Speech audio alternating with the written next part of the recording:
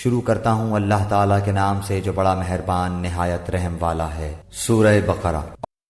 اور جب موسیٰ علیہ السلام نے اپنی قوم کے لیے پانی مانگا تو ہم نے کہا کہ اپنی لاٹھی پتھر پر مارو جس سے 12 چشمے پھوٹ نکلے، اور ہر گروہ نے اپنا چشمہ پہچان لیا، اور ہم نے کہہ دیا کہ اللہ تعالیٰ کا رزق کھاؤ پیو اور زمین میں فساد نہ کرتے پھرو۔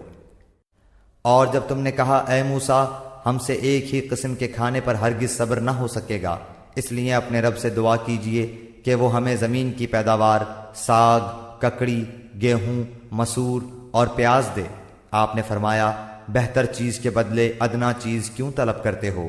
اچھا شہر میں جاؤ، وہاں تمہاری چاہت کی یہ سب چیزیں ملیں گی۔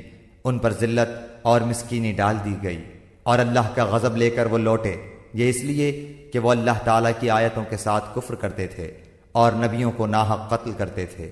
یہ ان کی نافرمانیوں اور زیادتیوں کا نتیجہ ہے۔